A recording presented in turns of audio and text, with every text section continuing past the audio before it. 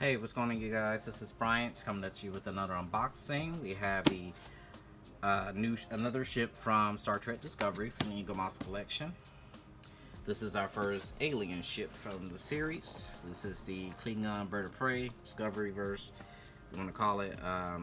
Interesting looking ship. I'm still kind of on the fence about it because that's not the Bird of Prey that I'm used to, the bird of prey I'm used to. If you look back at the first shipment video of Eaglemoss unboxing, that bird of prey is what I'm used to, not this one, but it's interesting nonetheless. But without further ado, let's go ahead and get started with the unboxing. Now, since this is not a Federation ship, it's a Klingon ship. It has the Klingon insignia and all this stuff around it. Not sure what it says. Star Trek Discovery. It's a picture of the ship.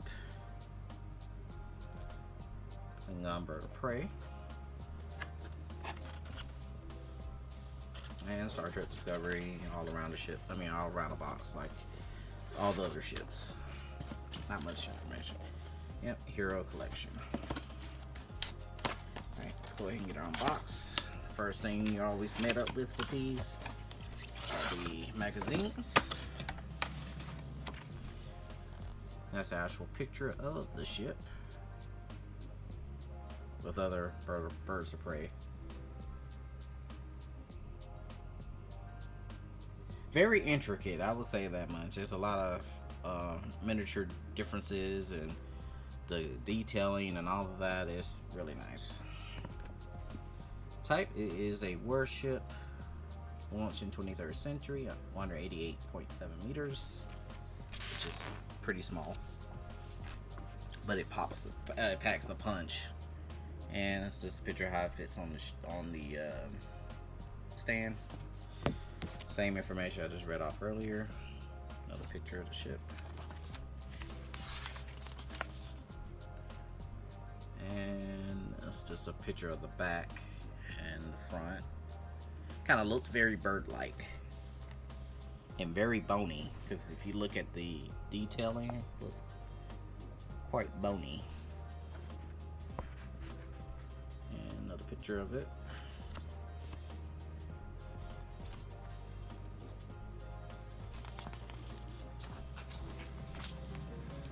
Orthos on the side, the top, and the back, and then another good shot of it. In some ways, I always say the head kind of looks like a bird of prey, slightly like the regular bird of prey. I'm just gonna say regular bird of prey, kind of, in a way. I can kind of see some inspiration for it. But that's issue number 4. So it's the one after the Corolla. So let's go ahead and get this baby unboxed. Got the stand, or base stand. The base itself. I mean stand itself. And of course they all have their names on the back, on the bottom of it. Love that. Guess it's easy to keep track of because they're, for the most part, these stands are all the same. There's nothing really different. The bases for the stands are pretty much the same. The only changes is usually where the hole is, and that's just based upon the ship itself. For weight, I guess, to make sure you don't, when you put it on the stand, the ship doesn't doesn't tip over and fall like I've done before on my Enterprise D. Let's go ahead and put this on here.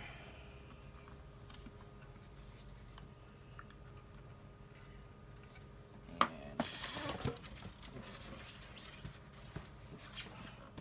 got one thing. And let's take the ship out. Very nice. Now, when I got this about a month or two ago, from this taping, I got it like a month or two ago. I think this is the last Eaglemoss ship I got. Discovery verse anyway. Yeah, it's broken right here, but that could be easily glued back. But here it is.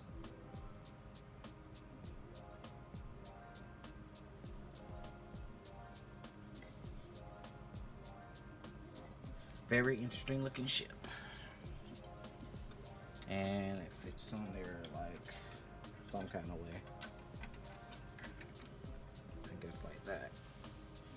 Interesting way of putting it on there. And here it is on its stand.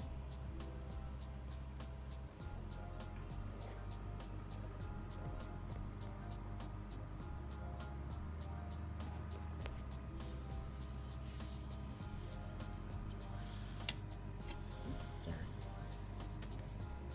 Collision into the Corolla. Very detailed.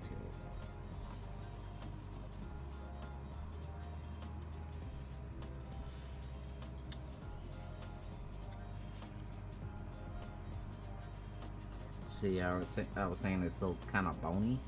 Oops. Kind of like a spine a little bit, an actual spine. I wonder exactly what is that for. But that's it. Thank you all for watching, and see you in the next one.